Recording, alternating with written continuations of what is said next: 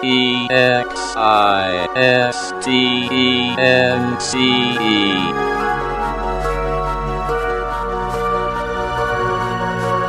world filled with conflict, in a universe comprised of differences, there's one thing that absolutely everything shares in common. We all exist.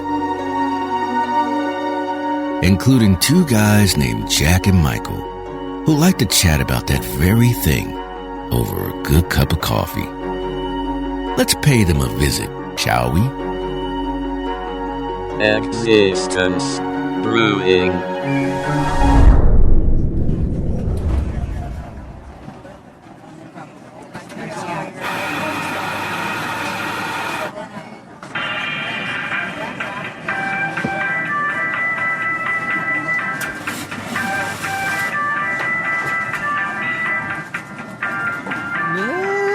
Okay, so here we are, and, oh, hey, Jack, what's going on, man? Oh, Michael, we meet again. What's going on? Let me take my falconry gloves off here first and shake your hand.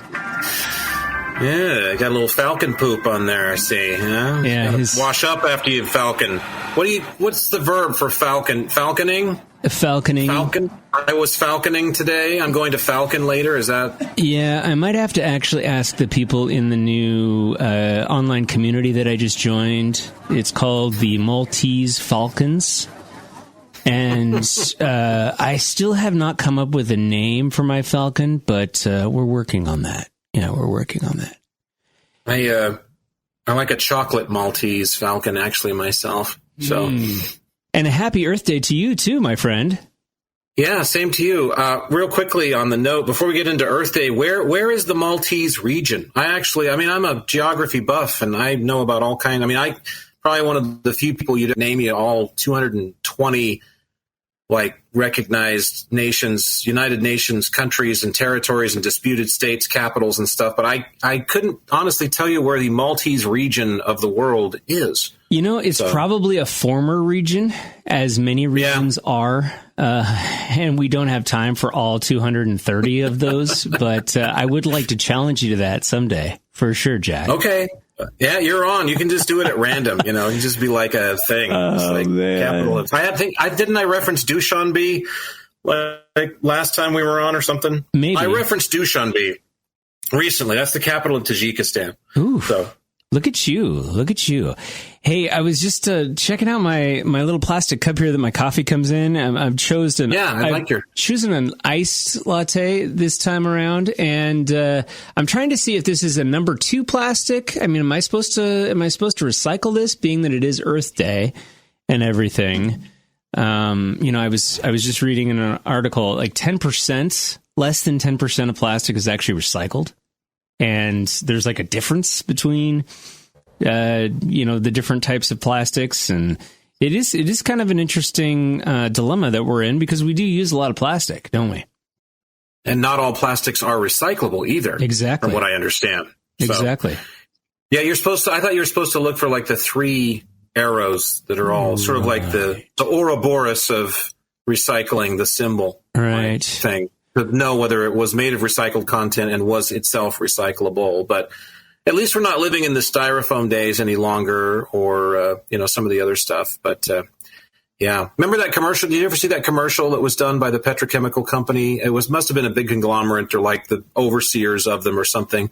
Plastics make it possible. They go through all these amazing things that are happening. Yes. Like your drink, somebody's sipping out of a cup, and then it goes all the way up to the grandiose, somebody's life is being saved. They're showing heart surgery or something. And all of it, of course, at the end is this woman. Sounds like Ripley from Alien coming in. Plastics make it possible. Or the ship. Yes. Yeah. Exactly. It was a counter. You're supposed to feel better then. You're supposed to look at everything that's plastic then around you and go, oh yeah, this is making it possible. I feel better about this now. I say that every time I use my credit card. Plastics made this possible. Yeah, so does everybody that's in debt, 50,000 or more. Plastics made this possible. I'm a huge non-fan of debt, but what have you been up to lately? Well, there's thoughts, I guess, that always go through my mind. You know how those things are. Downloads, I call them. I'm always feeling like there's things that are coming to me from someplace bigger, far beyond. One of the things that I was thinking of, I was watching tornado videos earlier today. I'm kind of a severe weather buff. Got into that when I was younger. I didn't. You ever been in one of those? I did not know that about you. No. We've never discussed my tornadic persuasion before. So. Never. my cyclonic aficionado, my nature. I don't know which, I'm making up things here, but no, I'm kind of a severe weather fan. Actually, when my life was, where's your life going, Jack, kind of thing, 18, wondering what to do, lost my job. I got a good job right out of high school, and it was a terrible job, and I hated it. And it lasted about 4 months. And so, but it was a good job. It was a good job. For someone my age, it was a good paying job. Let's put it that way. It wasn't a good job for me, but it was a good paying job. But it didn't last for very long. And so at that juncture, I was wondering what to do. So I considered at least moving to Oklahoma to go to the Severe Storms Research Laboratory in Norman and study severe weather. But it's way too much science. Basically, it's just way too much work for me. And plus, I'm not enormously big on the institutions of higher learning that we have here. There's something about me that just always needed to be freewheeling, so I had to steer clear of it. But anyway, I considered that as a vocation for a time, and I've always had a love of those things. So I was looking at some of the latest video, because now it's just crazy. I mean, everybody with a phone. So Farmer John is taking video of the thing as it spins 20 feet away from him and picking up cows next door and stuff like that. And posting it on his Instagram account. Exactly. Yeah. So some of the videos are pretty dramatic, and I always go through kind of a phase, I go through these annual phases. Like I go through an annual sneaker phase, like where I want to buy kicks for a month. I just want to buy shoes, and then I'm done. So it's kind of one of those phases I go through, the severe weather phase. So I was checking out some of the new videos, but it's funny, that comes on the heels of thinking about, there was a tornado in Joplin, Missouri, one of the worst in U.S. history as far as human death toll is concerned. Big EF5 that went through down there. 2011, I think, is when that happened. So it's been some time ago. But there's video of that online. And one of the most frightening pieces of video has to do with a group of people that get into a cooler at a mini mart. And they survive. The whole store collapses around them. But this giant cooler, heavy, saves their lives. Yeah, like a walk-in cooler. Yeah, exactly. But as it's collapsing around them and it's just chaos. I mean, and it's all a phone video. So, it's not like highbrow audio, but you can only imagine how this must have sounded live. But when things started to get really bad, before you couldn't hear anything because of the wind noise and just all of the cacophony of destruction that was happening around this huddled mass of people that was inside this cooler, maybe 10, 12 large, probably no more than that, I'd say. You could hear the people conversing to each other, and there's a few different parties. There's a couple kids in there that are crying, and there's a mom that's trying to be conciliatory, and there's a woman in there that's praying to Jesus really hard, and there's a couple of younger boys that are talking to each other. And it's these younger guys, I want to say their voices don't sound like they're any more than upper teens, low 20s at the most. And, it's humming along, and it's like, we'll be okay, everything will be okay. And then all of a sudden it starts to get bad, and it's like, they can hear the walls collapsing around. Again, you can only imagine how this must be. And it's at that point that the people that know each other start telling each other that they love each other because they think they're going to die. And then that forms into one of the young boys saying, I love everybody.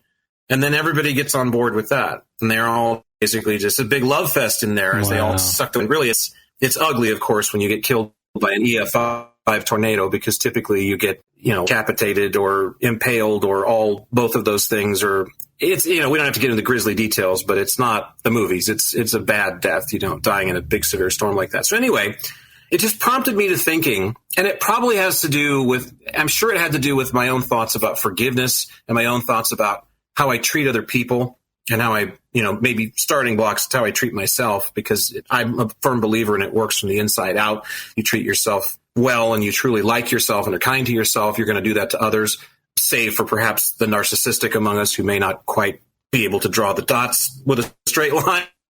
But, I'm sure that's what predicated this thought. But I was just thinking to myself, how interesting it is, because these are young men, and again, we'll say 20. And I don't want to say that they don't practice love and they aren't good guys, or, but I'm guessing they probably don't have that on the top of their mind. And none of those people in that cooler have that on the top of their mind every day as they're walking around. And it got me to thinking about one of those kind of first rules, one of those fundamental blocks that we all stumble upon, which is love everybody. Like, even because like is set aside for your personal preferences. I don't like this person. They're too this. They're not enough that. They did this. They don't do that. Whatever it is that you don't prefer about them, like is set aside for you to establish a box around them. And you'll either walk inside that box or miles away from it because you don't want anything to do with them. That's what like is for. But love is a fundamental driver. It's a driving energy of this experience in the universe. So if we want to go anywhere, we need to love everyone, like right down to the UPS guy. And I know for some people, it's like, hey, whoa, I don't think so. But it's like, no, I mean, it's serious. It's like total strangers, wish them the best if you're not going to do anything else, or at least just as you're passing by. Now, granted, crowded streets, thousands of people, hundreds of people even, you could get bogged down in that. So how do you do that? I don't know that I have the answer, Michael, but I was just thinking about it the other day. Isn't it funny how we only really think to practice that when we're sheltered in place with 10 other people thinking that we're all about to have our skin flayed off by an EF5 tornado. And the rest of the time, even if we're a decent person, we're not loving everybody. We're probably far from practicing that. So what is it that stops us from doing that? I just wonder, and that's where my mind went next, was what mechanism is it that we've learned, or where have we gone astray that we don't do that? Or what's innate to us that we don't do that all the time? I mean, it sounds like a big Care Bear fest, I know, and it could get boring, but at the same time, if it was just practiced like breathing, if it was literally just an involuntary response to say, oh, hey, doing Chuck, I love you. Okay, now we move on. Or, hey, how's street full of 60 people? I love you all. I don't know. Do you have any thoughts on that? I do. And I do think that when the coast is clear, we have a tendency to just be like, whew, okay, that passed. And a lot of times in the Christian faith, there is a lot of talk about Jesus is the same being when you're on the top of the world, and he's the same being when you're at the very low of the valley. And don't try to treat him differently in any circumstance in between, right? So don't forget that when you're praying to God, it's not that you're praying for him to make this thing go away. It's that you should have a relationship with God even when things are going really, really well. I think that one of the questions that you asked there regarding, what is it about our character that causes us to not want to acknowledge that we do love everyone, and only when, the fire's at the door. And I think that it has something to do with ego. And it's not how you view necessarily yourself or how you view other people around you. It's more kind of in the sense of how you're preconditioned in your mind to think about you in the grand scheme of things. It is, I'm in this place, I'm above all of this, I'm on this hill. And then when you're put in a position in life when the fire is at the door, or you're at a position where you're saying, this is it, I'm going to die, and this is what it is this it? That kind of a thing. I think of it, another scenario would be if you're going down in an airplane and it's evident that you're not going to survive. And there was a documentary that was done not too long ago, because a lot of times we don't have the opportunity to know what happened inside that plane when the plane was going down, or what the people thought while the plane was going down, because the people are expired. They've deceased in the crash. But there was a documentary that was done around the anniversary of Captain Sullenberger landing on the Hudson River. Mm-hmm. I remember that. And it was such a great view of, these were people that really thought that they were going to die, and how then they looked at life differently after going through that event. And I think that in some cases it's a gift. I think in some cases it can be kind of a challenge and kind of a hurdle for people, because then they start asking themselves, well, why were we spared? and why did we come through this situation? Just like the people in the cooler, I'm sure that some of them were like, whoa, like, where do I go from here? And I'm sure, they had a change in perspective for sure. But yeah, it is an interesting thought. And I think that, to answer that question, I would say ego is probably part of it. It is how do I view myself in relationship to other people, and how do I view love? I think a lot of times we're kind of preconditioned in this idea of, love is something that you have to have when you're romantically involved or you want to have sex with somebody, as opposed to just, it being something that is, like you're saying, unadulterated joy for living a life with other people. Right. Yeah. Well, it's an energetic manifestation. I mean, it's, it has its own kind of energy, and clearly it's the driving factor for everything. I don't think you can live too long without at least putting the thought bubble over your head that, this may be true. And then once you go through enough shit in life and you wade through it, I think you definitely realize, love is whatever, it may not be the most powerful force out there, but for whatever we are, for whatever it is that drives our intent or our purpose here, it's the strongest thing we can latch on to. And, we can go so many ways with the love thing, and I'm sure we will over the course of our chats in the future. But the guy that landed on the Hudson, the one thing I always said when that happened was, they survived the airplane ride, but if any of them touch the water, they're just going to be very sick for months and months. Right, because of all the pollution. Yeah, I think the only way you want to be on the Hudson is in air or in one of the floaty devices coming off of the thing. So, right. But raises so many interesting points, and like I said, I was just thinking about that the other day, and ego. So then I wonder about, we can even spin off that and say ego. So where does that come from? Because the direction I took it, and we'll usually take it, is what have we learned?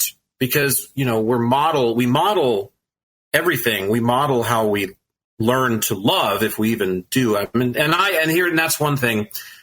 I believe that every single human being possesses the capacity to love. It's an innate function of our design. We can absolutely filter and channel love through our heart chakra, through our heart space. Yes, even Hitler and Genghis Khan, I believe Jeffrey Dahmer possessed the capacity to love. What happened along the way to make them megalomaniacal butchers or cannibals, I don't know. That's psychology of a different breakdown. I don't know how that happens. But did they all possess the ability to funnel love and to feel it and to know what it is? I believe absolutely. I'm very much across the board when it comes to that. I don't think anybody is a zombie and lacks the capacity to love, because it's innate to being human. It's just like having a car. If you're going to start it, it has, an engine in it, I guess, or you make whatever metaphor you want out of that. But the ego, or anything that you might say, well, this is to blame, or this is partly to blame for why we don't get into this love space and stay there when we go about our daily routine. I wonder if it's not a learned or a lack of learning from what we're immersed in here in, you can say Western society, but really it's many societies around the world. Yeah, we're preconditioned.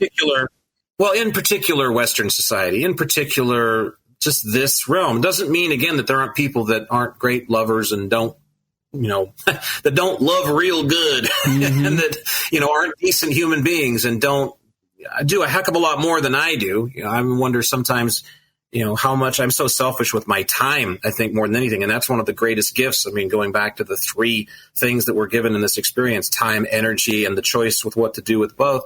I just feel like I'm so selfish with my time. I don't give very much of it. I don't donate any of it. I don't do a lot of charity work or those sorts of things. But is that where love really lies? Is that really the best thing? Can somebody truly be? I feel like big banks are guilty of that, quite honestly. I think that they can kick, 10,000 people out of their houses every year and raise the mortgage on everybody, or raise the credit card rates of everybody. And, they can just do these foul things that mess up our lives and make life difficult, and then go donate $100,000 to a charity at the end of the year and make a commercial about it and say, look how great we are. And they just say we're annulled. And that certainly doesn't work that way. Plastics made it possible. Yeah, exactly. Plastics people, again, here they are. Plastics made it possible for us to be assholes and get away with it because we made all these wonderful things for people to make money off of and for you to drink juice out of and your kids and stuff. Yeah. Anyway, I kind of went more of a societal route. And I hate that crutch. It's not society's fault, but it's kind of your fault. Not yours specifically, but it's kind of like each of our faults unless we recognize how we may be getting influenced by what's around us, what we're immersed in at all times, and making an effort to try and break out of that a little bit at a time. We're preconditioned, and I think that we're preconditioned from birth, right?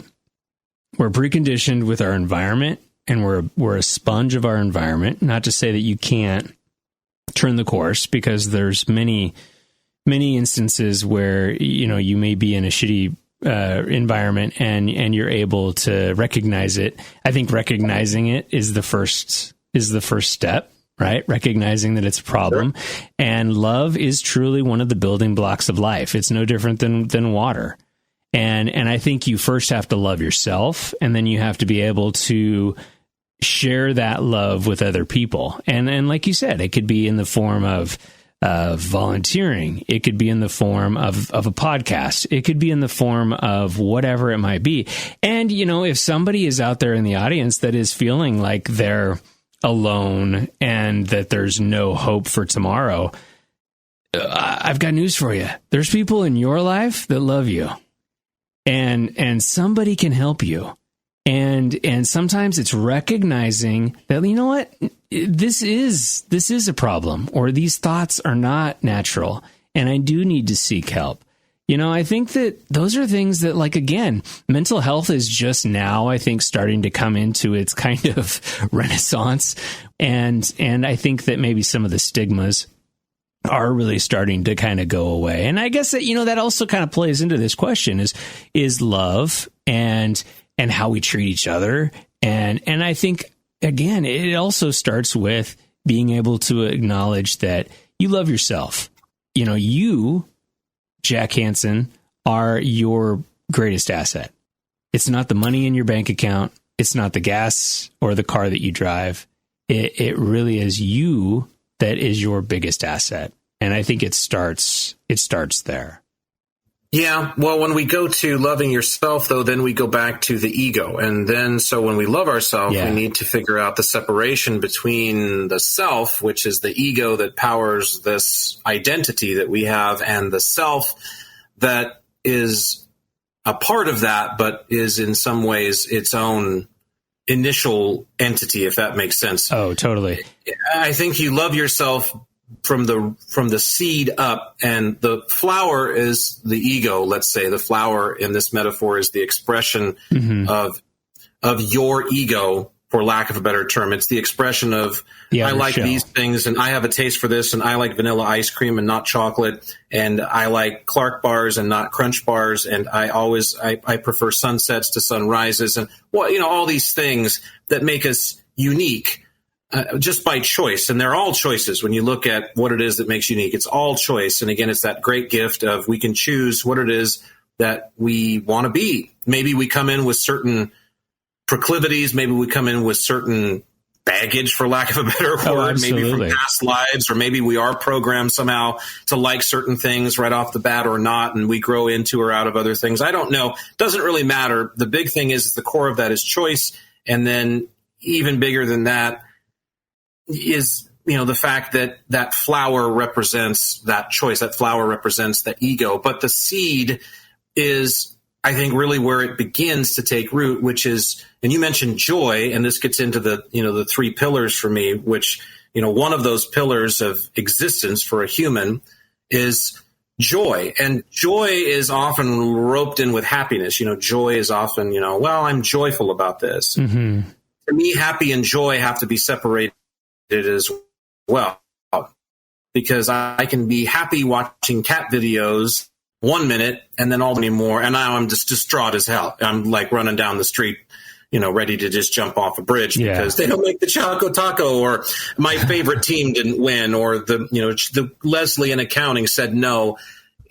so that's a mood. Happiness is a mood that comes in and out. But it's joy, joy, in my estimation, joy is that ability to appreciate that you're here, regardless of the circumstances. Joy is kind of where that seed of appreciation takes root in loving yourself. Yes. Because if you can find joy, then you get out of bed and say, well, you know what?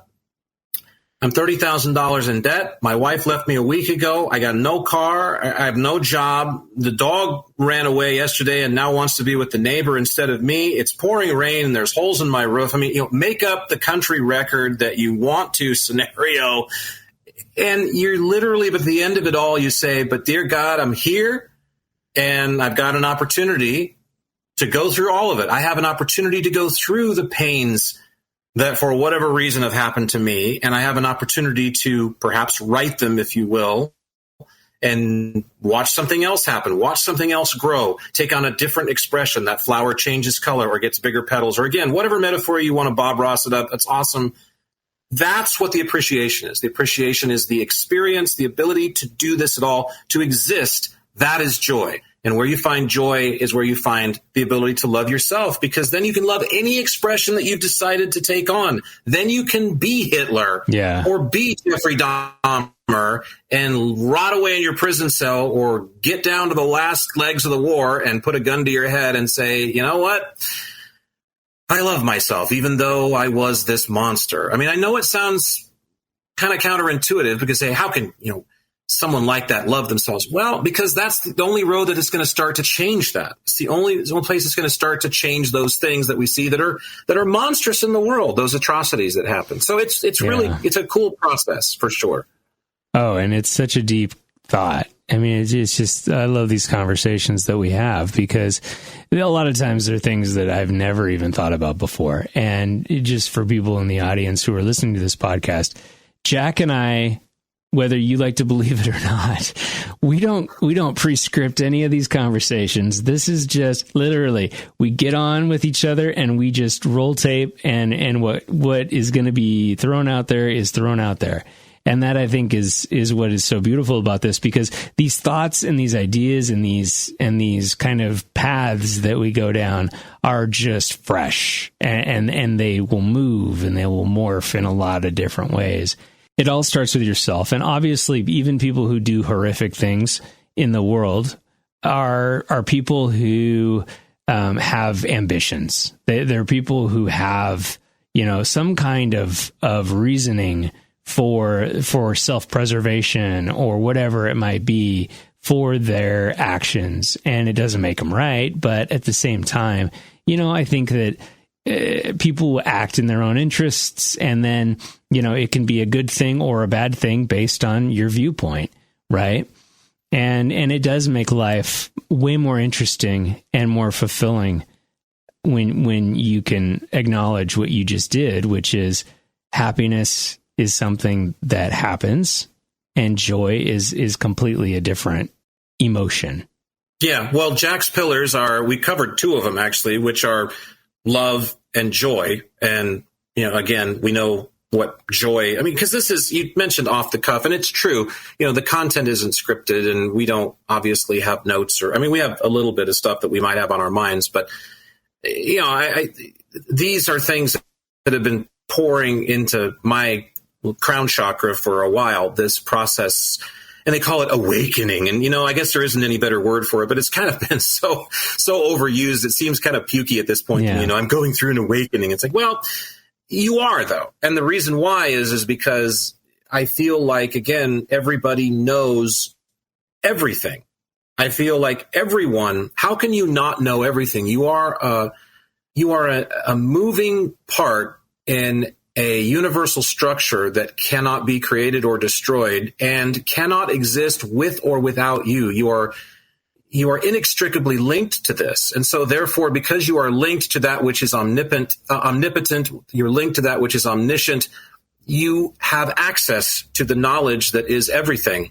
You are just going through an experience where you are remembering it. Yeah. So anything that we learn, I always look at as, well, we don't really learn it. We just remember how to do it. And that goes for brand new technologies too. I mean, I know I'm maybe getting a bit abstract, but that's always how I like to think about these things is, okay, Jack, you're remembering what this is. You're remembering how this works. And is that maybe Jack's flowery ego saying, well, I don't learn anything. I don't have to.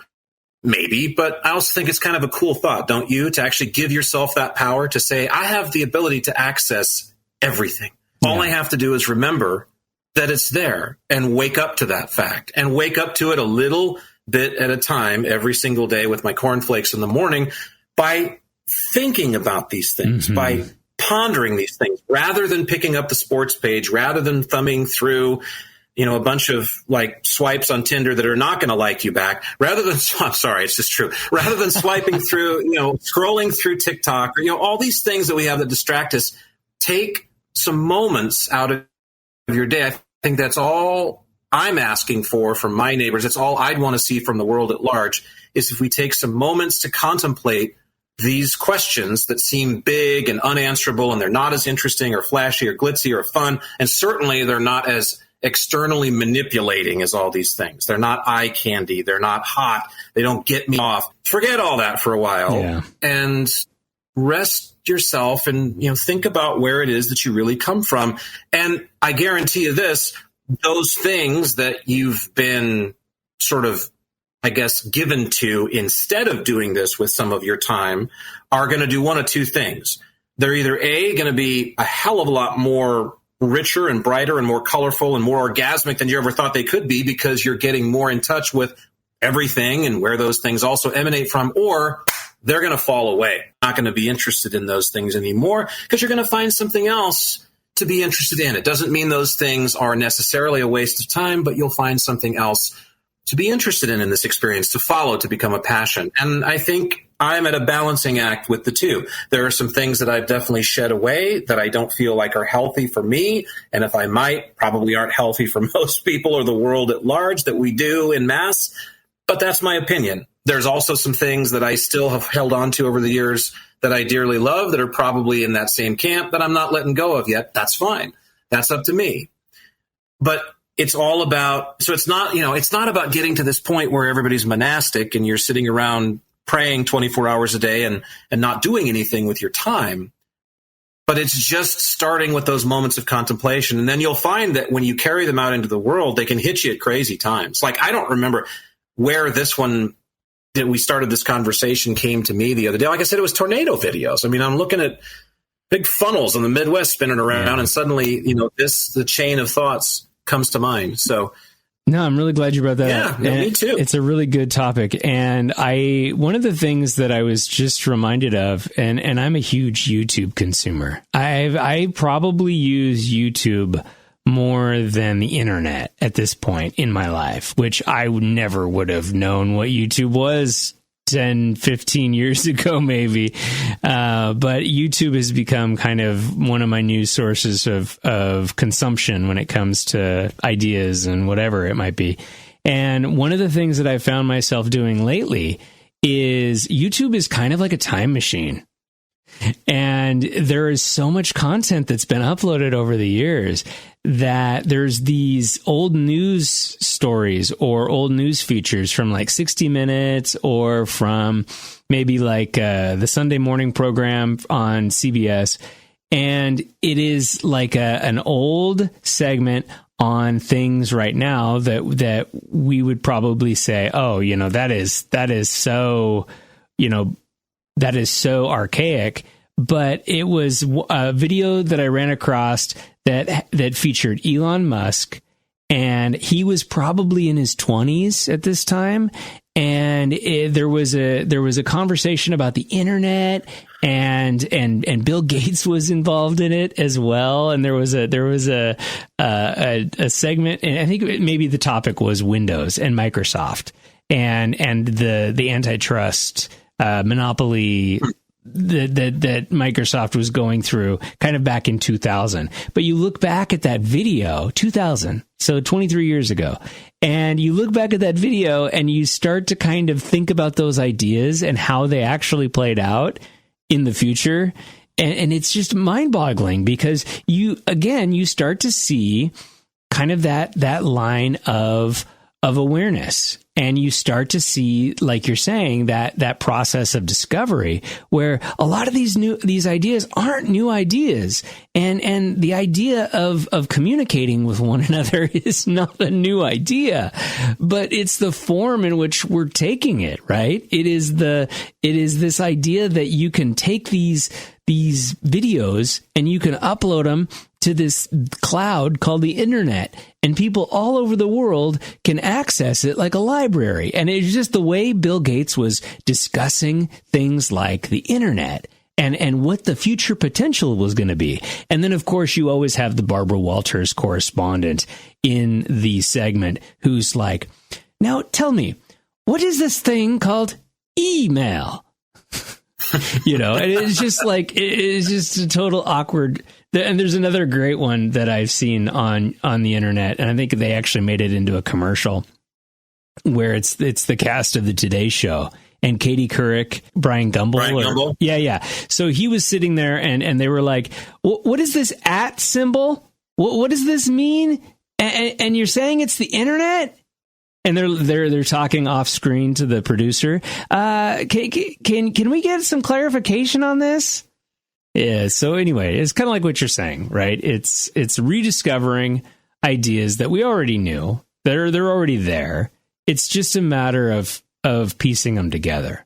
Well, it goes to the thought that all things that are possible already exist. Yeah. They just have to be accessed and then transmutated into some form. So they true. have to take on some form of expression, and in this case it would be three-dimensional stuff. It would be, again, all those things that we talked about that we make from whatever is provided here. That came up last night in the kitchen again too, one of the subjects of our more recent pods with my girlfriend when we were talking about, I don't remember what it was, we were making dinner, and it's just, again, there's that, when that thought comes into your life, then that's how it changes you, because it lays a new foundation. And you remember that you don't just create things from scratch. I think we were talking about people or human beings or something, actually I know what it was now. She turned to me and was talking about the apples that we were eating and how good we had these Cosmic Crisp apples that were really good. And she said, dang, these are really cool.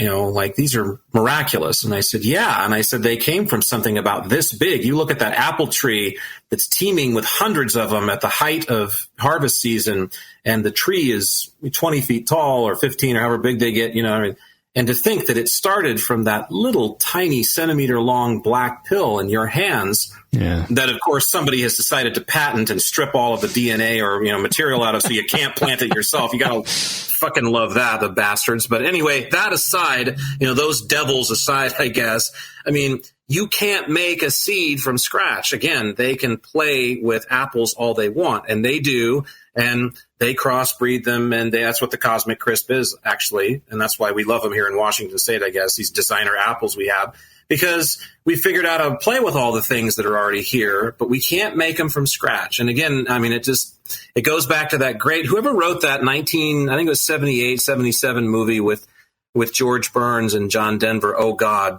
did such a fantastic job. And to make that movie during a time when theology, Western theology, was so big in America, and to be bold enough to kind of strip away all of the orthodoxical implications and just go with some really root concepts about being here and about being in touch with and recognizing that which was already here. And, we do this greater thing, and it's not that it's greater than you, it's that you're a part of it. The idea is to get you to figure out that you're melded with this eternally, that you're part of this, and that you're inextricable, like I said. So, when George Burns is talking about, I don't remember what he's talking to John Denver about in there, but there's just a great one line that he has in there where he says, you try making a fish from scratch. You can't. And he's exactly right. We got hatchery after hatchery playing with all the eggs and releasing smolts and figuring out ways, again, to crossbreed them to make a stripe on this one or a dot on this one or whatever. And then they're endangered, and then they're off the list. Right. And now they're on. We play all these human games with it. We forget the miracle of the fish. We can't make a fish. So we better take care of the ones that are here and not poison them all to death. So I just feel like maybe that's what the awakening's all about, Michael, that's going on in the world right now. And I really feel like there is a separation, like I said, that's happening as well. I feel like some of us are being, I don't know whether it's targeted or just, being recognized for, okay, Michael's at this point along the way. This is where he's at. Jack is here. Here's where there's Barbara and, whoever else. And there's no shame in any of it. There's no judgment. As far as I'm concerned, there's no one that's going to be in trouble. There's no one that's going to go to a static place and not have an opportunity to do anything anymore and be in the corner for eternity. To me, that's not how this works. We're all going to some place. We're all being kind of sorted out, sort of to where we belong right now. It maybe goes to the multiverse theory a little bit, where there's different versions of our future that are unfolding, and our decisions literally make up every morning kind of the decision as to which one of those we wake up in. I'm starting to feel like that's so true because I wake up confused about where I am some mornings. And I know that sounds like, well, maybe that's early onset dementia, Jack. I don't know. Maybe you've been drinking too much coffee in this place. But I think it's something else. I think it's kind of, like I said, I have these strange dreams where I feel like I'm astral projecting, going to all these different parallels.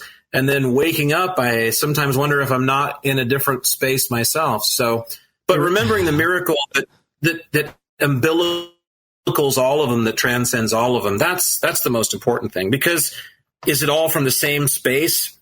Probably. It's all made of the same stuff, I think. It all comes from the same miracle, the miracle of existence. To be or not to be, that, Shakespeare wrote that for Romeo in contemplation of taking his own life because he wouldn't, have the opportunity to ride Juliet backwards cowboy style anymore. But at the end of the day, you think about to be or not to be. Do you want to exist or not exist? I would rather exist. That's an important thing, to exist, because non-existence, I swear I glimpsed it for just a microsecond one time years ago, and it's not good. It's not good. Not at all good.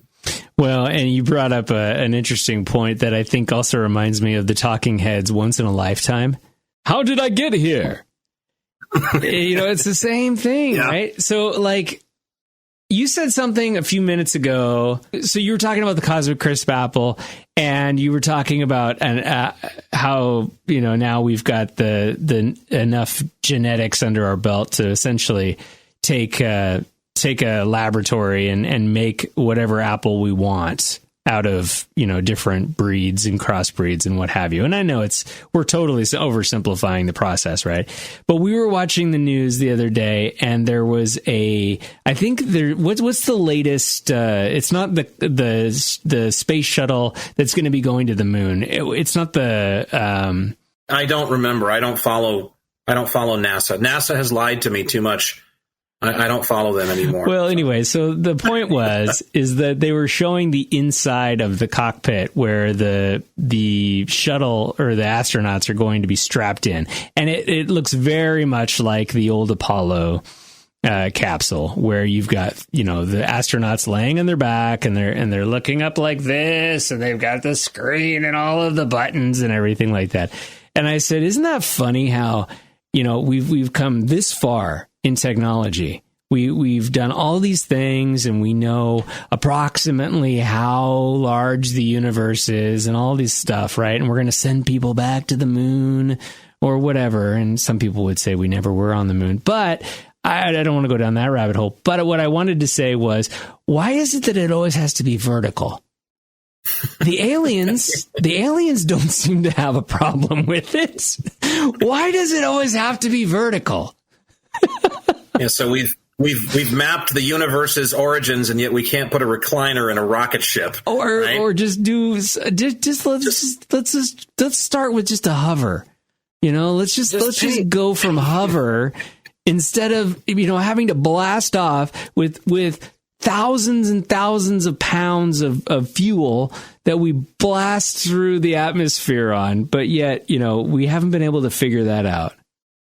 Just paint Lazy Boy on the side of the thing, and light the fuse and make sure there's a beer cup holder that's big enough on the side of the armchair. CIA, excuse me. Yeah. Could we get the Tic Tac technology, please? We need the Tic Tac technology. Thank you.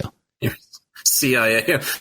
The knock the door I'd like to make with the CIA is CIA. Yeah, I'm really wondering about that eye.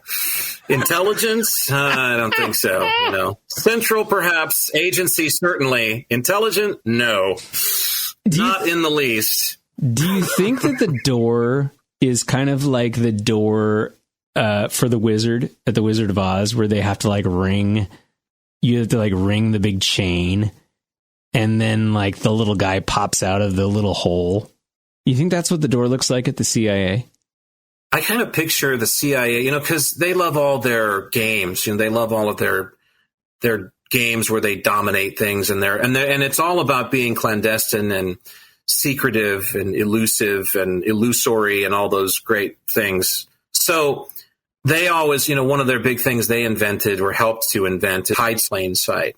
So I always kind of picture the CIA as being like Los Pollos Hermanos from Breaking Bad, like Gustavo Fring, like the head of the CIA is the chicken restaurant, but you would just never know it because the elevator that goes 14 stories down to the secret underground bunker that we saw, Mike Myers playing Dr. Evil, and it's down underneath where you roll up to get your chicken and Slurpee, at the drive-through. But I don't know to me, you talk about institutions where you can get completely brainwashed and just really lose track of the connectivity that you possess to that which is greatest, which you are a part of. I mean, those are the worst of them. College will do a number on you, like we said, but that's only just so much of a number. But man, Central Intelligence Agency, FBI, especially anything that would be, really covert within the government. Of course, it sounds to me like that's all gone kind of rogue anyway. All this spending that doesn't even show up. Well, I think we talked about this on the pod once before already about the judge who was sued by the families of all those workers at what is commonly referred to as Area 51, the Groom Lake base. People work there. This is how ridiculous those games get, is that something that's in plain sight, corporeally speaking, three-dimensionally speaking, doesn't exist because it's secret. It's been ordered secret, and that's... So the secrecy has literally superseded the reason and logic of being able to walk up and touch something and know that it's real. We've decided that, no, we decide what's real. To me, that's frightening. When we start doing that, it's gone too far. Yeah. Nothing should be that secret. Nothing. Sorry, I couldn't help myself. I loved that show. It's all right. That show was great. Watched David Duchovny in a movie. Saw David Duchovny in a new Pet Sematary movie, actually. We watched that over the weekend. You know what's funny? I actually watched the original Pet Sematary with my 13-year-old daughter this weekend. Oh, God, that's a tough movie. That's just a depressing movie. I think of all of Stephen King's books / movies, that's got to be one of the most depressing. I know they're horror subject, so it's like, well, Jack, they're supposed to be depressing. It's a horror movie, but I think it's just the things that happen in the movie, especially, the kid getting run over by the semi, and then it's terrible. They get in a fight at his funeral, and falls out of his coffin. Good Lord, it's like, how much more morose could this get? This is morbid. Oh yeah, and then the baggage that the mom has, because you're always kind of wondering at the beginning of the movie, it's like, okay, why does she not like death so much? And then you find out that she was actually playing nursemaid to her, clinically insane sister who happened to have some very rare back disease, which when I saw that when I was a kid, it just scared the heck out of me. And I was thinking that lady was going to come out of my closet at any moment. But so it was interesting that you say that you guys watched the new one. How was the new one, by the way? It was okay. It's supposed to be based on the story that Judd, is it Judd or Jed? Judd. Thankfully, I've the old man who lives across the street in the coffee shop. The story that Judd told the fella, the husband in the other one, the father of the kid who got run over, about his son who went to war. So it's about that, I guess. It's supposed to tell that story, and it misfired with me right away because the heroine that's in it looks about as 1968 or whenever this is supposed to be set as casting, dare I say, Taylor Swift in the midst of our podcast. It's just, she looks no woman in 1968 looked like that. They had her hair wrong, her makeup wrong. Her outfit was ridiculous. Her outfit was just this tied off shirt, so her tummy was showing, and it was. So anyway, they did not do, everything appeared very incongruous to me because everybody looked like an anachronism walking around in this thing, especially her. And the movie itself, it's okay. Of course, there's too much blood and too much gore, and it's unnecessary. And the story was okay, but I'll take the first one. And I'll take the book, obviously, any day. But there's nothing like a bad Stephen King movie, too. Like, Maximum Overdrive has its place of in all that time. Movie. That is so great. Reading about how coked up everybody was. And I mean everybody. Like Stephen King said, even like, the boy Grip was just out of his mind on cocaine when that thing was filmed. Apparently that was just a snowfest. Maximum Overdrive. And it shows in the production, but it's a classic. I mean, I could watch it right now and be just fine. So what was the Jack Hansen Rotten Tomatoes score out of 10 for the new reboot of Pet Sematary? Oh, it's not a reboot. Again, it's it's kind of, but it goes back, and it's kind of a prequel almost to Pet Sematary because it explains some of the origins. And, to me, again, way too little story and way too much other stuff that they try to build on top of it. I'd say a 5. 5 out of 10. 5 tomatoes from me. Okay. Yeah. Well, that might actually be something that I have to watch, considering that I watched the new Roadhouse. And so I would say 5 out of 10. Yeah. 5 out of, I think a negative number is probably negative scale. We'll put it like this. Michael watched the new Roadhouse, and on a scale of 1 to 10 Rotten Tomatoes, he gave it an eggplant. Yeah. Oh. And Amazon sent me a refund for the month. Did they really? I didn't know they'd do that. They have a pretty lenient policy. I know that. It was so bad that they sent him a refund.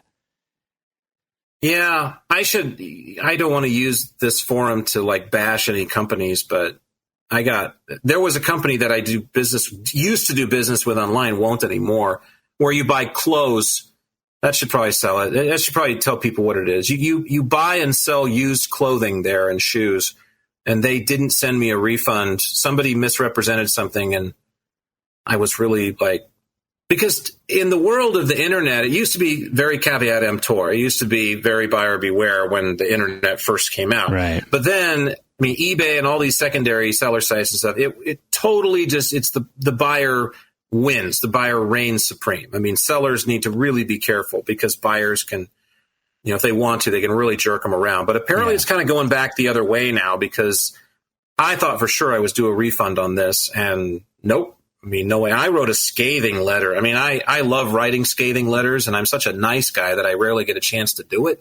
So it was nice to sit down and write a scathing email, and they still wouldn't do it. They would not give me my refund. Release the funds. I got mad at them and canceled my account. I got as petulant as a newbie running for president, and I canceled my accounts, and that's it. I'm not doing business with them anymore. So anyway, it's all stuff. And again, we could even easily circle back to this is the kind of thing that gets me to thinking about, okay, Jack, ground yourself. What are we really talking about here? We're talking about $40 over a piece of clothing. Doesn't work for you. You'll make the $40 back. It's all bullshit anyway. It's all illusory. The money's not real. The only thing that it's good for was the tree that grew out of the ground to cut down to print the money on that you could burn for a little warmth if it got cold. Truly, at the end of the day, it isn't worth getting that upset over. So move on and donate the shirt and just don't worry about it. So, but it is funny how we get worked up about these things because it's not fair, damn it. Yeah. And I think the new standard for me now in my mind is going to be, okay, if I was in a cooler in Oklahoma and there was an F5 tornado outside. Missouri, actually. So. Okay. In Missouri. And there was an F5 tornado and I was in this cooler, would I really, how would I change things? So that's going to be the new standard for me, I think. Well, good. And to put a bow on that, I guess, because I didn't mention it, because these 3 pillars of Jack's that, I've kind of been dealing with for the last 10 or 12 years and getting to know a little bit better in myself. And then again, like I said, for the world at large, that's one of the things too, I should say, is I don't feel like there is a sweeping formula. I think that's another thing that I'm starting to really question. And it's one of the liabilities of being human, is that we have a tendency, it's one of the reasons so many people have died in the name of this, that, God or the other, this deity or the other, is because we want to make everything all encompassing. We want to make it's applicable to everybody. So only one person can be right. And it's not, of course, about being right at all. But I also don't think that maybe we all are plugged into the same things necessarily. Maybe we are very different. Maybe we have different things that move us along. There are people, let's face it, who are extremely different from you and I. And by most estimations, we'd say they should be killed because they're not like me, but that's the big mistake.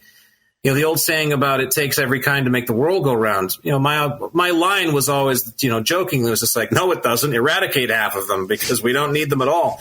But I'm not so convinced that we don't, because, again, it's kind of like the shark. We like to vilify it because it eats the fluffy seal, but it has a place here because it exists, and you didn't make the shark. So whatever it did, you got to trust whatever that is that put it here. But anyway, back. You know who made the shark? You know who made the shark? Quint. The shark's mother. You talking about the damn shark's mother? The shark's mother. I should have seen that coming. I think Louis Gossett Jr. may have made everything. Perhaps he is the Lord Almighty himself we've been waiting for. He'd make actually a good Jesus. I wish he'd have done a movie like with that. Oh, that could probably be done with AI. Yeah, we need to get your AI programs onto that. But we talked about love, we talked about joy. So those things hold hands, because if you can, again, find the seed of joy, you'll know what it is to love, and you'll be able to permeate that through yourself and then others. And then that leads to the third pillar, which is peace, which will put you in a peaceful state. And peace is the third pillar that I just want to mention for the sake of it. And we can talk about peace another time, but peace is sort of the end result of things, because those three pillars kind of hold hands, and then there's a fourth that's a bit ancillary that kind of goes around them, which I like to call harmony, which is when those three things are working in unison and they're vibing, for lack of a better term. You're vibrating with those things: love, peace, and joy, joy, peace, and love. You're in harmony with a universe that's filled with it and that runs on it. And so it makes all the difference when you're going out for a bagel or headed to work and don't really want to, like I was this morning, so it can make the experience of being here at least less painful, if not, dare I say, easier, because I don't know that it's supposed to be easy, but it can make it less painful / easier, I guess, if you want to use that word. But it might also make it spectacular. I mean, it can start to look like the miracle that it is sometimes when you peel back the veil. And the veil has been put up by us. We're the ones that have constructed the veil. So now we may not have directly done it. I didn't start the Industrial Revolution, but by God, I'm going to finish it. But seriously, we peel back the veil of those things that have kind of gotten in our way. So the Hopi people are wonderful. Look up some Hopi mythology or Hopi practices, and I think you'll start to get to the end of it. The Koyani Skatsi, we should talk about that sometime, and I'm sure we will. Oh, man, when are they going to kick us out of this place, I tell you? Right now. Oh, I can see they're starting to mop all of the floors, and they're starting to clean up all the tables around us, and all the waitresses are starting to make a lot of noise, and they're staring at us. Okay, we're leaving! We're leaving! I see they got a new mop, too, after they found me dancing with it in the men's room the other day. Oh, so good for them. All right, using man. that tip money on something good. I love our time, and I will say that I love you, Mr. Jack Hansen. Love you too, Michael. Love everybody listening and the whole world. And that's no joke. And what are we listening to? Well, of course, we're listening to something that goes along with our theme, which is Die in the Name of Love. It's a Ches Kane. All right, we'll see you next time.